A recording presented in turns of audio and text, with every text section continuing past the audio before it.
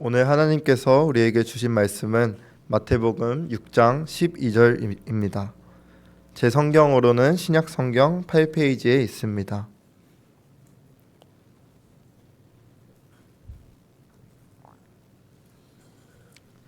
다 찾으신 줄 알고 제가 봉독하겠습니다.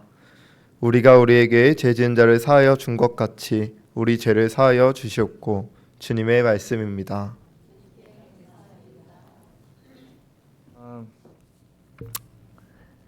주일 예배 여러분 어떤 마음으로 오늘 오셨습니까? 진짜 이렇게 사모하는 마음으로 오신 분도 있겠고, 또 처음 오는 분들은 정말 이 교회가 어떤 교회인가 그렇게 좀 설레기도 하지만 또 이렇게 좀 걱정되는 마음으로 또 오실 수도 있겠고요. 또 오랜만에 온 분들은 또 우리가 팬데믹 지나면서 이렇게 대면 예배 드리는 게 어떤 면에서 쉽지 않은데 좀 어색한 마음으로 오실 수도 있겠고, 어떤 분들은 되게 이렇게 말 못할 그런 또 한숨으로 또 오셨는지도 모르겠습니다. 어떤 상태에서 오셨는지 모르겠지만은 또 개인적으로 기도했는데요. 이 예배 통해서 주님 깊이 만나고 또 주님이 주시는 힘으로 또 컴온 먼데이 할 수 있는 놀라운 은혜가 있기를 주님의 이름으로 간절히 축원드립니다. 그런 의미에서 주일을 성수하는 것은 너무너무 중요합니다. 오늘 본문하고 연결은 굳이 안 돼서 자세히는 안 하겠지만 주일을 성수해야 된다. 구약의 안식일, 신약의 재창조의 개념을 담은 예수님의 부활을 기념하는 주일. 그런 의미에서 주일을 지켜야 되는 것도 있지만 어떤 그런 율법적인 걸 넘어서 이 주일이 너무너무 중요한 것은 여러 이유가 있지만은 여러분 달려 보시면 알겠지만 일주일에 일요일, 세상으로 일요일이지만 주일이 맨 앞에 있거든요. 되게 의미가 있는 것입니다. 한 주를 시작할 때 그 한 주를 다 모든 시간, 모든 순간이 다 중요하지만 정말 시작을 주님과 함께 한다는 의미가 또 있는 것이죠. 다 모든 시간이 있고 모든 것 의미가 있지만 가장 중요한 프라임 타임을 주님께 드리고 주님과 시작한다는 그런 의미도 있습니다.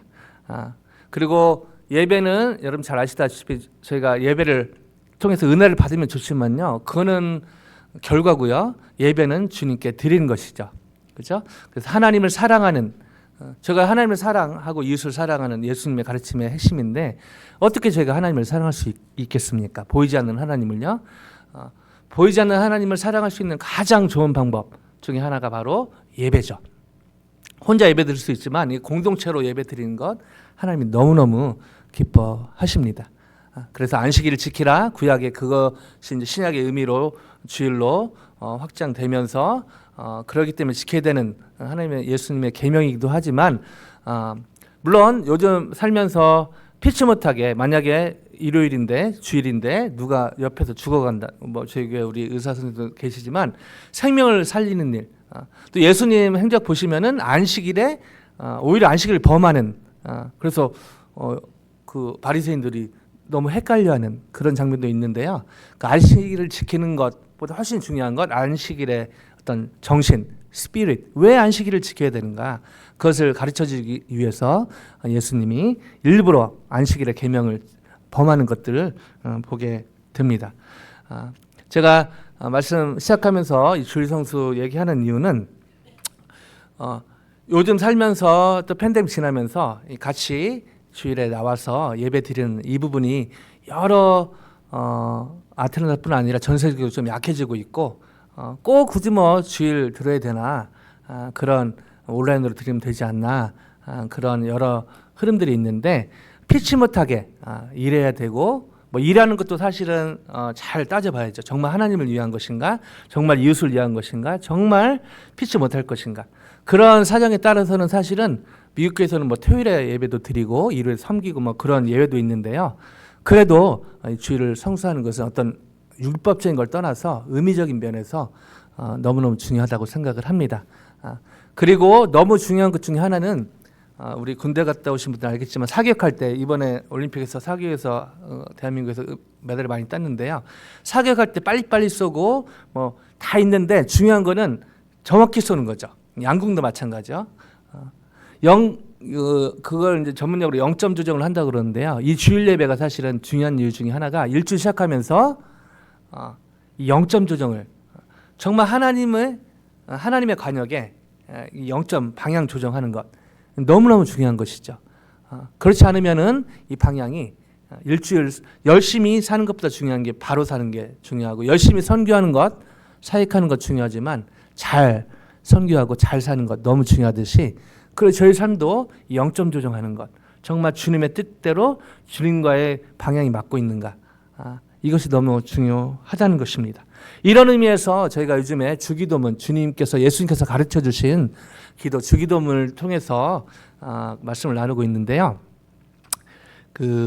이 주기도문은 단순히 너무 중요해서 다시 말씀드리지만 예수님의 제자들이 기도를 몰라서 기도를 안 해서 가르쳐달라고 했다기보다는 나름대로 그 당시 진행되는 기도문도 있었는데 이 하나님의 나라를 얘기하시는 예수님은 과연 어떤 방향성을 갖고 계신가 이가 이 기도에 다 포함되어 있다는 것이죠. 그래서 이 주기도문 The Lord's Prayer를 제대로 알면요 사실은 보이지 않는 하나님 몸으로 오신 예수님 성부 하나님 성자 하나님 그렇지만은 똑같이 하나님이시지만은 성령님 그걸 또 도우시는 성령님 삼위일체 하나님의 어떤 스피릿 정말 심장을 볼 수 있는 그런 내용이 바로 주기도문에 있다는 것입니다.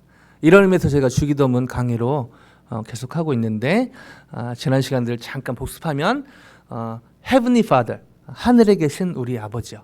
놀랍게도 예수님은 제자들에게 처음에 아바 아버지 파테르라고 기도하라고 얘기하고 있습니다. 롱스토리 숏하면 그 당시 유대적인 분위기에서 하나님을 아빠로 부른다 충격적인 것이었습니다. 그리고 유대 문화를 보면요 그런 기록이 거의 없거든요. 정말 획기적인 것이었죠. 하나님이 아빠다 아빠. 근데 거기에 헤븐이라고 또 붙이죠. 하늘에 계신 우리 아버지. 그러니까 저희가 믿고 성경에서 계시한 하나님이 그냥 아빠가 아니라 친근한 아빠가 아니라 천지를 지으신 그런 하나님이시라는 것입니다. 여러분 저와 여러분이 이 하나님을 정말 천지를 지으신 하나님 그리고 그게 우리 아빠 친근한 아빠 이 두 밸런스를 가진 하나님을 저희가 알고 믿는다면요 여러분 하루하루 생활은 정말 달라질 것입니다. 아멘요? 아멘입니다. 하루하루가요 시간이라는 게 크로노스라는 단어가 있고 카이로스라는 단어가 있고 크로스는 그냥 오늘이 일요일이고 내일 월요일이고 그냥 흘러가는 시간이고요. 카이로스는 특별한 디바인 타이밍이라고 할 수 있는 것이죠. 오늘 이 주일 예배가 사실은 그 시간의 깊이와 넓이가 이 한 시간 예배를 어떻게 드리냐에 따라서 저희가 일주일이 어쩌면 한 달이 어쩌면 1년이 또 어떤 분은 40년이 방향이 잡혀지고요. 오랫동안에 고민했던 것들이 해결되는 놀라운 역사가 있기도 합니다. 다시 한번 말씀드리지만 이 주일 예배만 중요하다는 것은 아닙니다. 그리고 일요일 아침에만 꼭 드려야 되는 것은 아닙니다. 그러나 그리고 율법적인 것 떠나서요.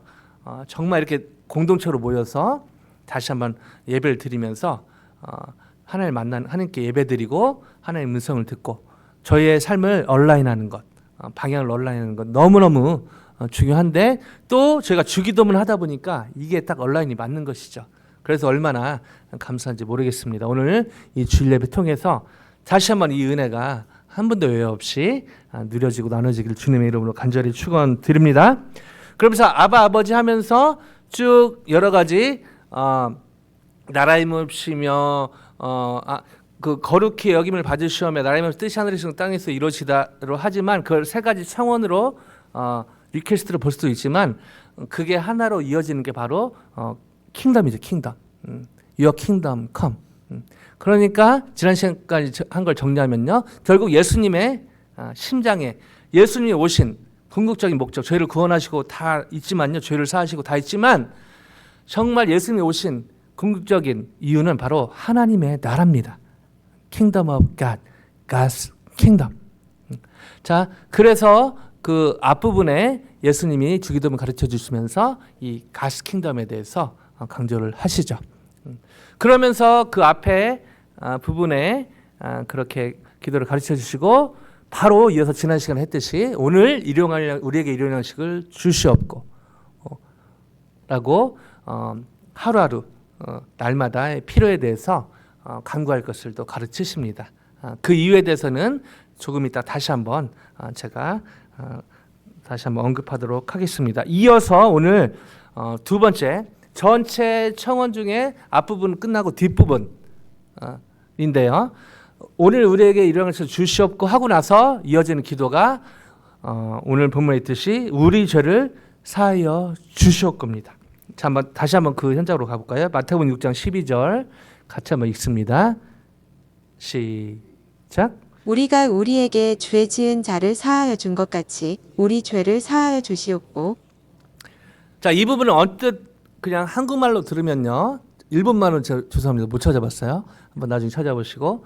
한국말로 딱 보면요. 제가 자주 주기도문하고 이렇게 하지만 언뜻 그냥 이 부분을 언뜻 깊이 생각하지 않고 보면 어떤 느낌이죠? 우리 죄를 사하여 주시옵고가 포인트인데 그 앞에 무엇을 근거로라는 말이 있죠. 뭐뭐 한 것 같이. 자, 그 내용이요. 우리가 우리에게 죄 지은 자를 사하여 준 것 같이. 자, 언뜻 보면 어떤 느낌이죠? 우리가 살면서 누구를 용서하고 누구 죄를 사하고 이렇게 한 것처럼 하나님도 우리의 죄를 용서해 달라는, 좀만 깊이 들어가 보면요. 죄송합니다. 말이 안 되는 것처럼 들리는 것이죠. 예수님이 말이 안 되는 얘기를 하신 게 아니라 그냥 언뜻 보면요. 예수님이 이 가르쳐 주신 기도, 특별히 용서에 대한 기도에 대해서 제가 오해하기 쉽다는 것입니다.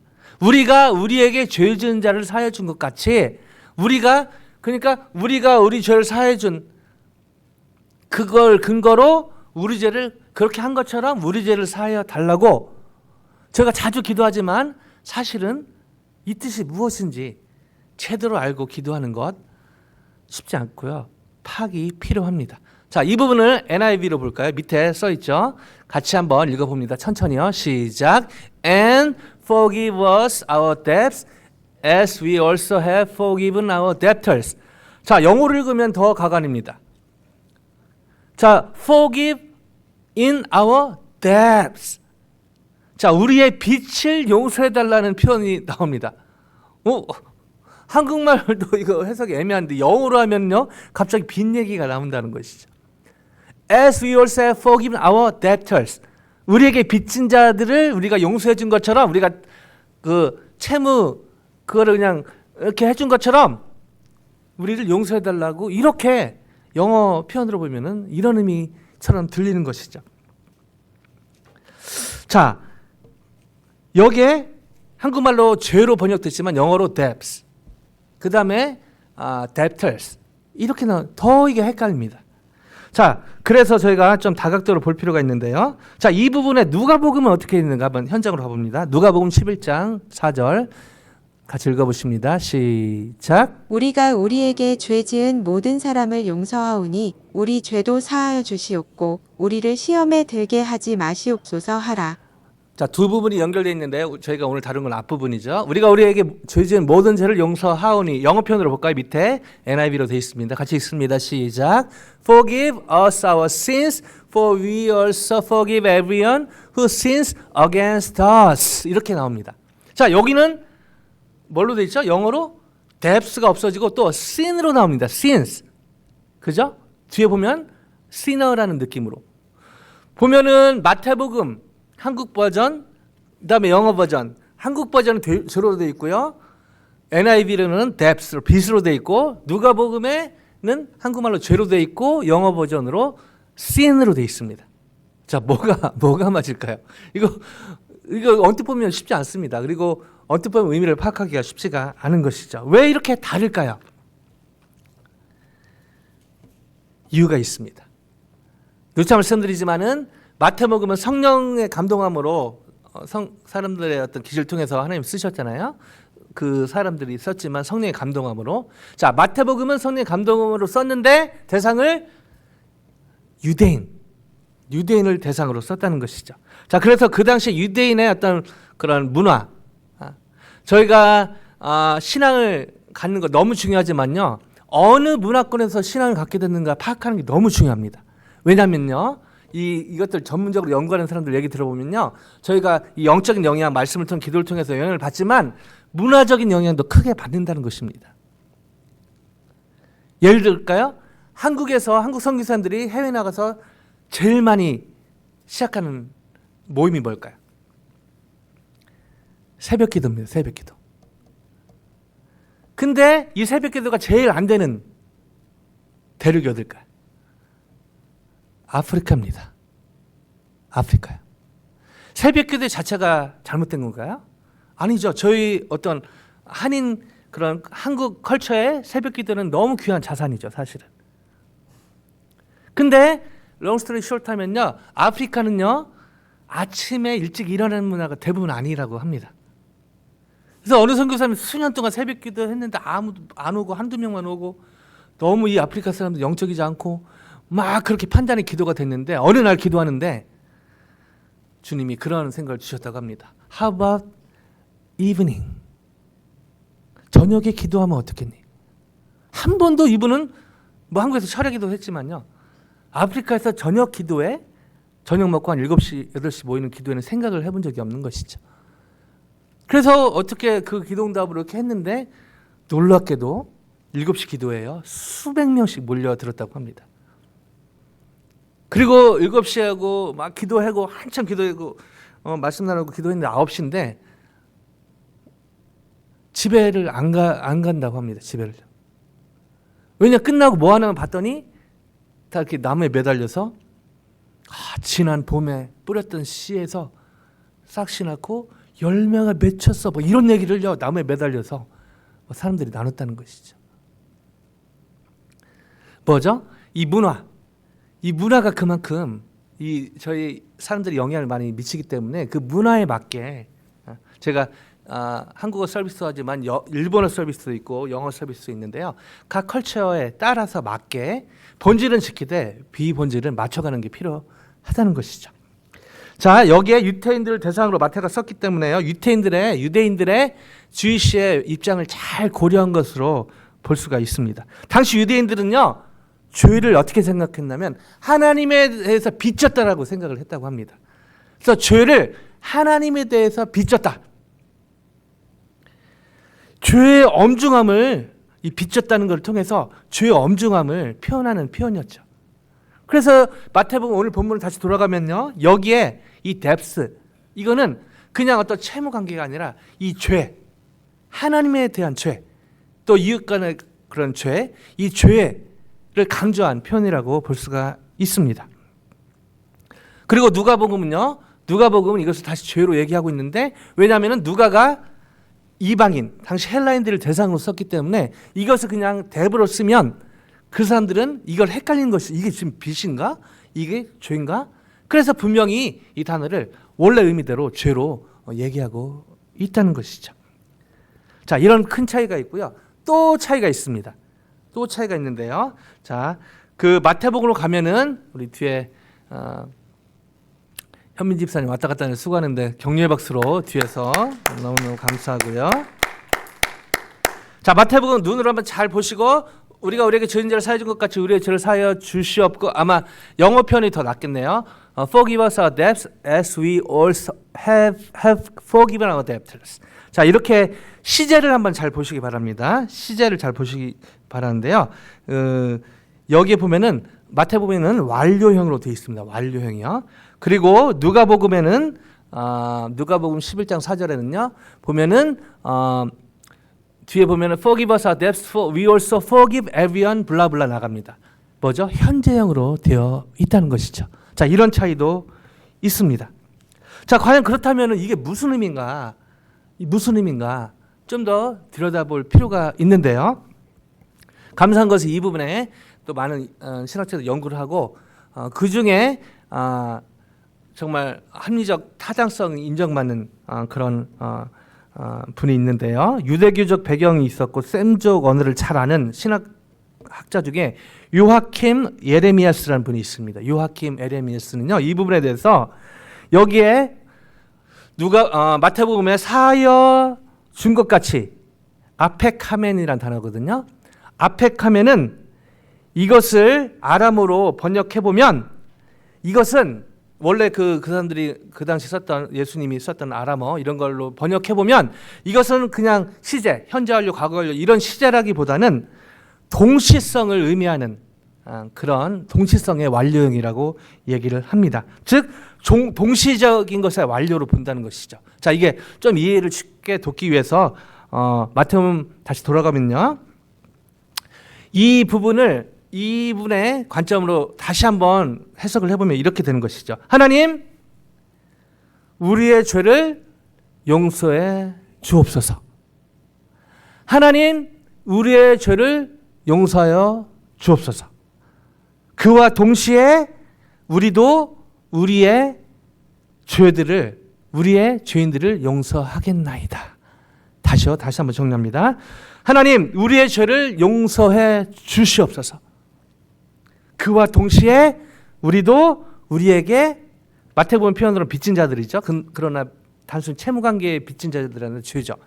우리도 우리에게 죄들을 용서하겠나이다 라는 의미라는 것입니다. 즉 하나님께 용서를 구하는 그 용서를 구하는 청원, 간구와 용서가 필요한 이웃들을 용서하겠다는 이 서약이 같이 동시에 가는 내용이 바로 오늘 본문의 핵심적인 내용이라는 것이죠. 자, 이게 타당성이 있는 거는요. 앞에 내용과 연결이 됩니다. 자, 볼까요? 나라가 임하옵시며, 나라에 임하옵시며. 자, 저희가 나라에 임하옵시며 라고 기도할 때 나는 내 마음대로 살겠습니다. 그리고 내 마음대로 살면서 나라에 임하옵시며 라고 기도하면요. 앞뒤가 안 맞는 것이죠. 즉 나라가 임하옵시며라고 간구할 때는 저도 하나님의 통치를 받겠습니다. 주님, 저를 다스려 주시옵소서. 이 간구도, 이 서약도 포함이 된다는 것입니다. 하나님, 나라에 임하옵시며, 하나님 나라, 하나님의 통치가 온 세상에 모든 사람이 있기를 바란다는 그 청원, 간구는 저부터 하나님의 통치를 받겠습니다라는 그 서약이 다짐이 포함이 되어 있다는 것이죠.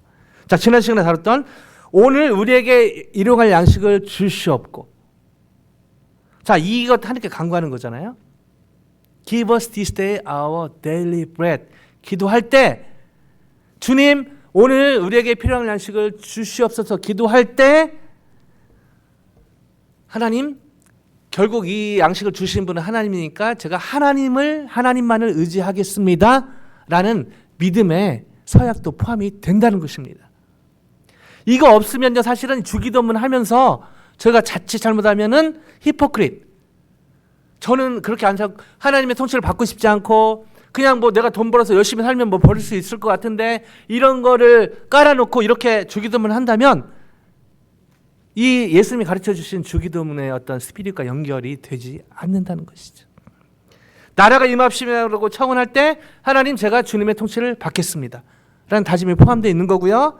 오늘 우리에게 이 양식을 주시옵고라고 기도할 때는 정말 하나님으로부터 오시는 양식, 하나님이 이 양식을 주시는 분임을 제가 믿고 의지하겠습니다라는 그 서약도 포함이 되어 있다는 것입니다. 같은 선상에서요, 오늘 우리가 우리에게 죄 지은 자를 사하여 준 것 같이 우리의 죄를 사하여 주시옵고 우리의 죄를 사하여 주옵소서라고 기도할 때, 청원할 때 무엇이 포함되느냐? 우리도 나를 힘들게 하고 나를 어렵게 하고 정말 다 좋은데 저 사람만 없으면 좋겠다.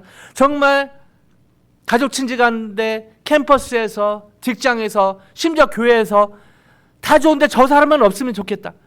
저 사람 때문에 힘들다 라는 그 사람도 용서하겠습니다 라는 서약도 포함이 된다는 것입니다.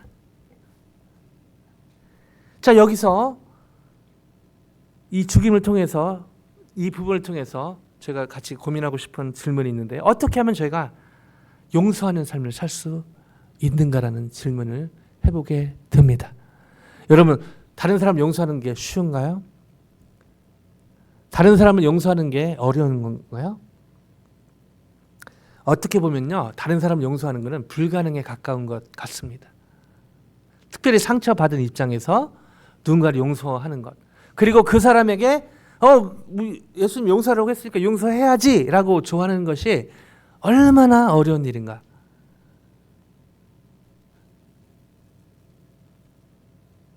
정말 쉽지 않습니다. 그럼에도 불구하고 하나님은 저희가 용서하는 삶을 살기를 원하신다는 것이죠.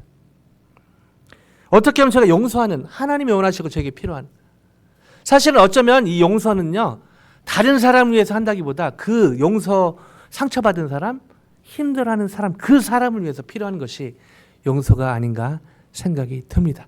왜냐하면 누군가를 용서하지 못할 때 다른 사람보다 잘 지내도 삶이 편해도 결국 그게 올무가 돼서 사탄이 공격하고요, 결국 겉으로는 잘 지낸 척 할 수 있지만 그것 때문에 하나님의 관계의 교제가 막히기도 한다는 것이죠. 그래서 이 용서하는 삶이 너무너무 중요합니다. 어떻게 하면 제가 용서하는 삶을 살 수 있을까요? 오늘 본문을 주기도문을 근거로 하면은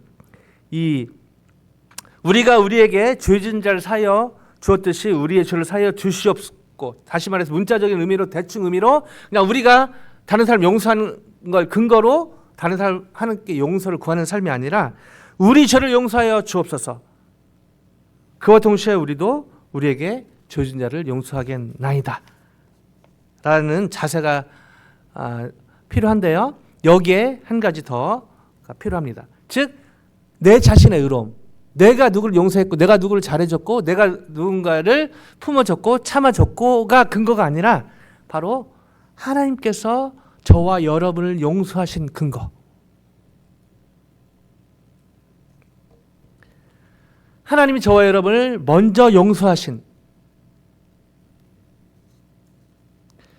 그 은혜를 근거로 다른 사람들을 용서하는 것이 필요하다는 것입니다. 저희가 신앙생활하면서 자주 까먹는 것 중에 하나가 뭐죠? 저와 여러분은 주님께 용서받은 사람이라는 것입니다. 제가 자주 그런 착각을 하죠. 특별히 완벽하지는 않지만, 특별히 뛰어나지는 않지만, 그렇게 내가 내 자신을 볼 때 잘못한 거 없는 것 같고, 미국에서 그냥 나름대로 양심적으로 사는 것 같고, 이 정도면 괜찮지 않나라는 착각을 하게 되는데요. 그러나 저희가 정확히 깊숙이 저희 자신을 돌아보면 성경의 근거에서 보면요, 저와 여러분은 여전히 죄인이라는 것입니다. 이처럼 내 자신의 의로움이 아닌 하나님이 우리를 먼저 용서하신 은혜를 근거로 다른 사람을 용서하는 삶을 살 때 하나님이 기뻐하시고, 주기도문에 이 예수님이 가르쳐주신 기도의 스피릿대로 살며 그 결과로 하나님 나라는 확장되고 회복되어 갈 줄로 믿습니다. 감사하게도 자신을 반대하고 핍박했던 사람들까지 용서하며 처음에 그러지 않았지만요, 살았던 주님 안에 사도 바울은 이런 고백을 합니다. 디모데전서 1장 15절 같이 한번 읽어보겠습니다. 시작. mit보다 모든 사람이 받을 만한 이 말이여, 그리스도 예수께서 죄인을 구원하시려고 세상에 임하셨다 하였도다. 죄인 중에 내가 괴순이라. 종종 제가 수예배 때 좀 말씀드렸는데, 주일예배 때 한두 번 말씀드렸는데, 프렌드리 리마인드 드리면요, 바울은요 초창기, 중기 사역, 그 다음에 말기 디모데 전후서 쓰고 후서 쓰고 이제 주님이 불러가셨다고 그러잖아요. 그러니까 그 마지막 때 쓴 편지가 디모데 전후서인데요, 후서인데, 그 처음에 보면요, 사도 바울이요, 처음에 자기는 비교 대상을 사도들, 다른 사도들 비교합니다. 사도들보다 작은 자라고 얘기합니다. 이것도 겸손한 거죠, 사실은. 사실 사도 바울 쪽에서 신약에 거의 반절이 기록이 됐을 정도로 하나님께 귀하게 쓰임 받았는데, 사도 바울은 자기는 사도들 중에 작은 자라고 비교합니다. 근데 사역이 진행되면서 중간쯤에는요, 자기는 성도들 중에 작은 자라고 얘기합니다.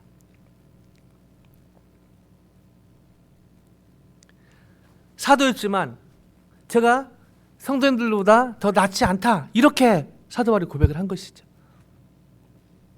그리고 신앙이 깊어지면서 이제 죽음 직전에 사도 바울은 이렇게 고백하죠. 뒤에 뭐죠? 나는 죄인 중에 내가 괴순이라. I am the worst. I am chief among the sinners. 비교 대상이 누구죠? 죄인들이요. 죄인들.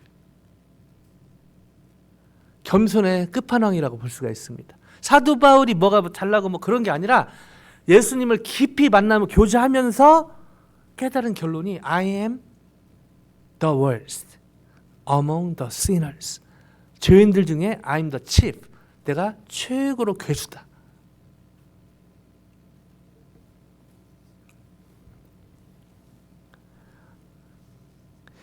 성경뿐 아니라 역사적으로 제가 수예배 때 자주 강조했는데 우리 주일 예배 나오신 성도님들 동일하게 소중하기 때문에 다시 한번 얘기합니다. 기독교가 역사를 보면은 항상 잘 나간 건 아니죠.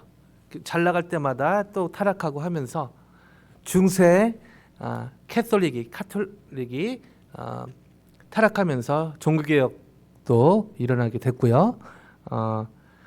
종교개혁도 16세기에 일어났는데 근데 그것도 이제 시간이 흐르면서 좀 이렇게 화석화되면서 굳어지면서 또 종교개혁 했던 사람들은 이제 머물러 가면서 2대 3대가 지나면서 기독교가 또 이렇게 굳어지기 시작했죠. 마틴 루터 전에 얀 후스 전에 조니 클리프 뭐 13, 14, 15세기 쭉 가면서 16세기 마틴 루터 그다음에 칼뱅 시빙글 이런 사람 통해서 또 무명의 용사들을 통해서 종교기 개혁이 되었습니다. 감사하죠. 근데 그 스위스에서 종교개혁했던 시빙글이 진짜 이 종교개혁을 불이 탔던 사람인데요. 어떤 사람들이 보기에는 이 시빙글도 조금 타협해가는 느낌을 받았던 사람들이 있습니다. 바로 제세라페죠. 에나 베프티스트. 보니까 이 사람들 보기에 교회 나오는 사람들 중에 어렸을 때 유아세를 받았는데 그냥 종교 생활을 하는 것처럼 보이는 사람들 때문에 교회가 망가진다. 그래서 세례를 다시 줘야 된다. 그래서 에나 베프티스트 세례를 제세례파. 그 사실은 스피릿은 좋았죠. 근데 너무 레디컬하게 나가다 보니까 폭력적으로 흐르게 됩니다. 그 중에 하나가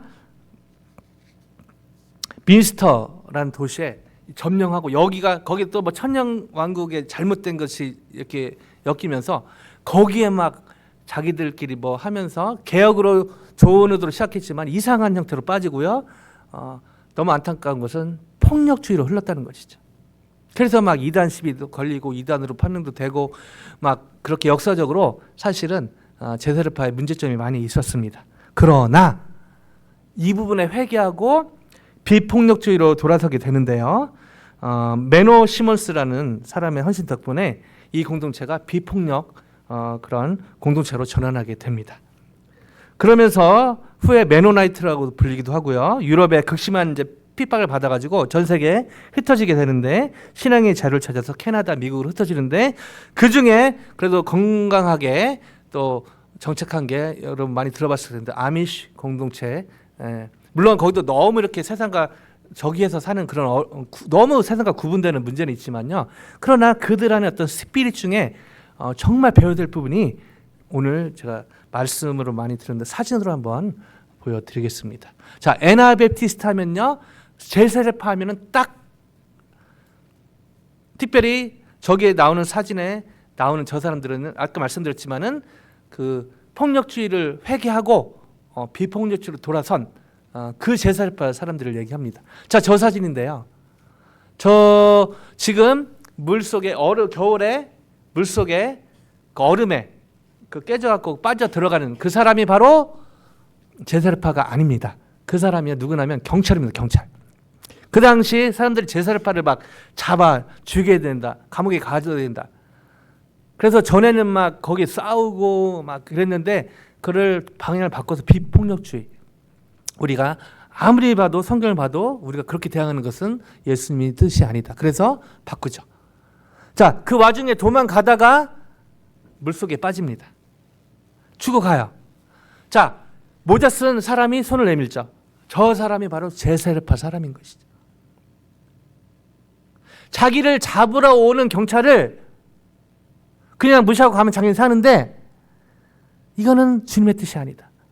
그래서 돌아서서 그 사람을 잡아서 빼는, 이게 후기 그 제사례파 사람들의 비폭력주의로 전환했던 사람들의, 정말 예수님의 가르침대로 살고자 했던 사람들의 스피릿을 담은 그 상징적인 사진이죠. 자, 이 일 후에 어떤 일이 벌어질까요? 저 경찰을 빼준 사람은 경찰에 잡힙니다. 그리고 감옥에 갇히죠. 심지어 그렇게 하면서 죽기도 합니다. 그래도 저렇게 해야 된다고 주장을 했죠. 한참의 시간은 요즘에 깨어있는 신앙인들 가운데 제사례파를 그대로 배워야 된다, 이건 아니고요. 물론 거기에서 너무 폭력주의로 가고 이상한 쪽으로 흐르는 것은 저희가 배격을 하고, 그러나 저 부분만큼은 제사례파의 스피릿은 정말 예수님의 주기도문과 예수님의 심장과 연결이 돼 있다는 것을 깨달으면서 우리가 꼭 저렇게 해야 될 필요는 없지만 저런 마음 자세로 이웃을 대해야 되지 않겠는가. 나를 힘들게 하고 어렵게 하고 그런 사람들에 대해서 저렇게 해야 되지 않겠나. 물론 그 근거는 우리가 착하니까, 우리가 저 사람보다 나으니까가 아니라 예수님이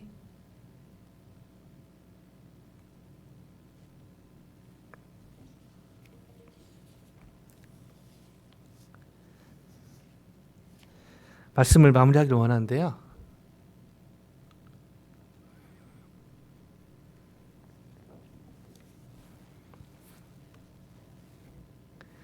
최근에 아틀란타 어떤 목사님이 그 드링크로 이렇게 막 던지려고 하고 그래가지고 이것이 막 일파만파 퍼져가지고요.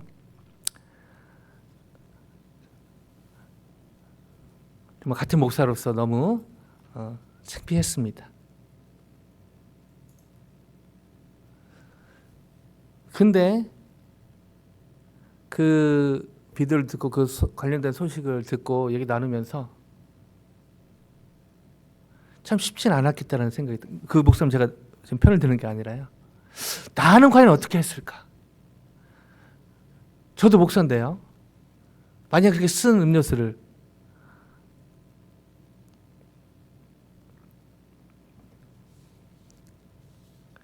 목사이기 전에 크리스찬으로 용서를 하고 사람들을 대하는 것,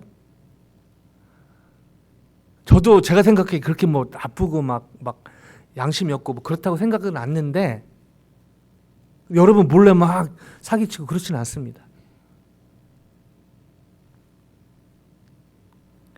근데 제가 그 입장에 섰을 때 저는 다르게 행동했을까? 물론 이렇게는 안 했겠죠. 그러나 쉽지 않았겠다는, 기도하면서 저를 보게 됩니다.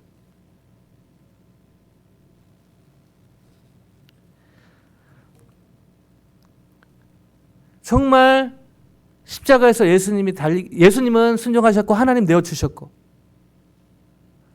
그냥 뭉뚱그리듯 그냥 사람들 인류를 위해서가 아니라 바로 저를 위해서, 그리고 여러분을 위해서. 이게 클릭이 안 되면 쉽지 않겠다, 그런 생각이 드는 거예요. 그리고 왜 요즘에 이렇게 기독교가 개독교로 욕을 먹고, 왜 저희 교회는 감사하게 젊은 친구들이 계속 와서 감사한데요, 이 젊은 친구들이 교회를 잘 안 가려고 합니다. 보면은요, 하나님이 뭐 싫어서, 예수님 뭐 잘 몰라서 그런 거죠. 하나님이 싫어서, 예수님이 싫어서, 뭐 성령, 그런 이유보다는요, 교회 다니는 그 누구, 교회 다니는 그 누구, 그 어떤 때보다 이 용서가 필요한 때가,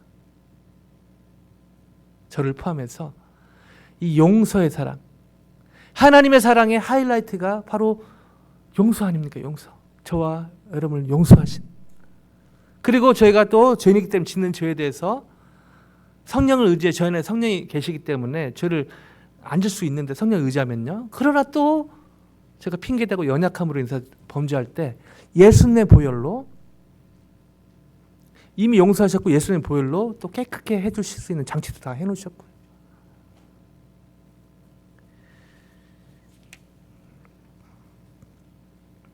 저희는 또 한 주를 시작을 합니다.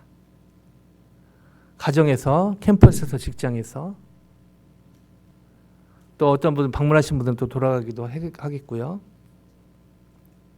하늘 주신 기회에 시간 앞에 서 있습니다. 이 출발점에서 다시 한번 하나님의 은혜 가운데 내 자신의 의로움이 아닌 하나님이 저희를 먼저 용서하신 그 은혜를 근거로 용서하는, 감정이 따라오지, 처음부터 감정이 따라오지는 않겠죠. 그러나 그 주님을 의지하면서 용서하는 의지를 들여서 그 누군가가 아닌 바로 저와 여러분을 위해서, 혹시 용서하지 못한 분이 있다면, 그래서 돌아온 이 한 주가, 다가올 한 주가 뭐가 특별히 응답이 돼서 뭐가 특별히 바뀌어서가 아니라 정말 저희 안에 이 주님의 용서하신 그게 은혜로 작동하고 그 마음으로 다른 사람을 용서하고 받아들이는 삶을 산다면 하나님은 정말 기뻐하시고 저희 하루하루는 가슴 뛰는 하루하루가 될 것입니다. 이 놀라운 삶의, 카이로스적 삶의 주인공이 되시기를 주님의 이름으로 간절히 축원드립니다.